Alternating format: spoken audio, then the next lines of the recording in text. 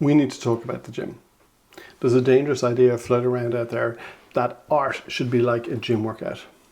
That if you put the reps in, that you're guaranteed a result. But treating your art like a gym session is exactly why you're stuck. You're thinking about vanity metrics and you're not actually finishing your work. Let me explain what I mean.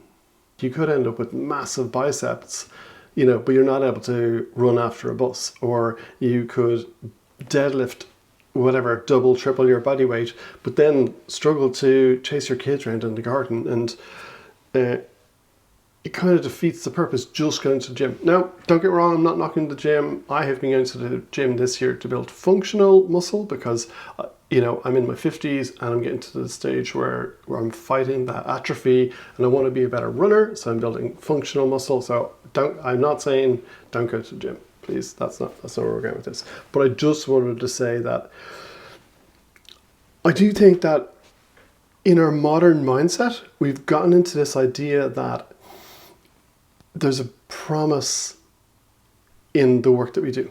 We go to work for 40 hours a week, we get a paycheck. We study hard at school, we expect a result in our exams. And those things often directly correlate. But with art, there's this idea of what is the guarantee? The guarantee is not that you'll be successful. The guarantee is not that you'll be, liked or appreciated. The guarantee is only when you put the work in that you will get work out at the end. Not that it's going to turn you into a world-renowned writer, poet, musician, painter, photographer, filmmaker, whatever your energy and creativity goes into. But it does mean that you will invest yourself. It does mean you will pour yourself into it. It does mean that you will become more and more likely to start work and finish work. And then the more reps we do, the closer we get to being able to push something out into the world, to make a difference, to see change, to help people feel something. Like, those are the outputs that we can guarantee when you make art.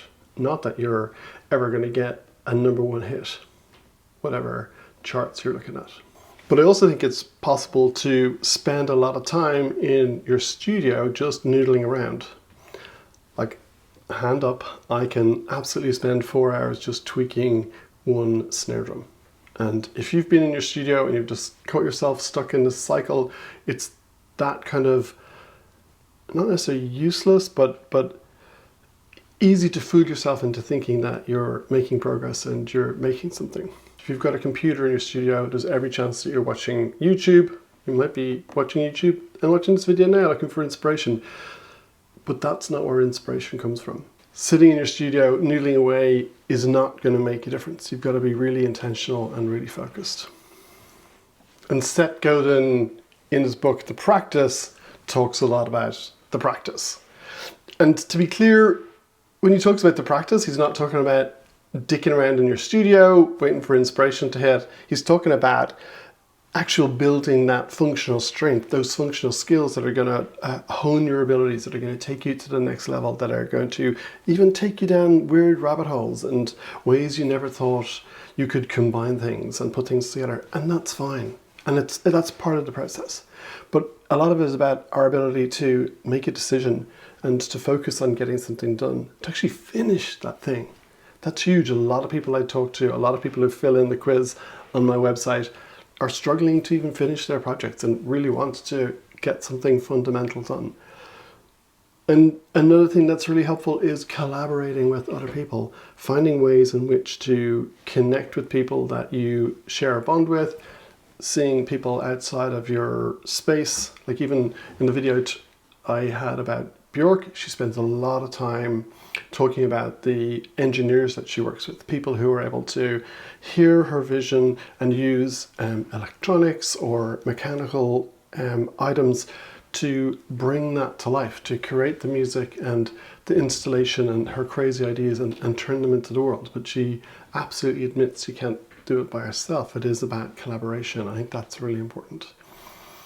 And back to that video about me being a coward and Bjork calling us out, like I do think that we need to hit the publish button. And that doesn't, please don't take that as you've got to put it on social media or you've got to put it online. For me, I hit publish to post this video. That's what I'll be doing in a little while after I've edited it and put it up there, and then you get to watch it. But publish could be you print a few pages and you bring it to a writing circle where you're able to share it. But it's not rewriting it 50 times. It's not tweaking that snare drum for 4 hours. And also, we don't have a promise that it's going to be any good. In the book, there's a great story about Bill Ward from Black Sabbath. And when they were putting out their first single, he was convinced that it was going to be a flop, but he also thought it was actually brilliant. And it ended up breaking them through and getting their name out there. And sometimes I think we have that in us. They were like, I don't know, but there's something I like about it. I don't know. Because until we put it out into the world, then it kind of no longer is ours. We can't control its life. It becomes part of the public sphere of art or music or writing or wherever you post it. It's not yours to control anymore. Yes, you can take it back, remix it, edit it, put it out there again, delete it. But the challenge is to do it. The challenge is to put it out there and to let the world see it. But if you're sitting there and you're waiting for a guarantee that you're going to win, then get down to the gym, put the reps in. And if you're an artist and you want to see something happen, stop staring at your stats. Stop looking at your uploads or your likes. None of that stuff's actually important about your art and your work. Stop polishing the turd or spending all that time tweaking and rewriting. Put it out there, move on, learn from the reps of starting, finishing, publishing, getting the feedback, and repeat the process. If you're sitting there realizing that you are dicking around more than you're shipping things, then I want you to do 2 things. 1, finish the thing you're working on, even if you think it's bad. And 2, if you don't know why you're stuck, fill in the Creative Locator quiz below. It'll show you exactly which trap you fall into. Now, don't just be busy, be effective. Okay, stay creative.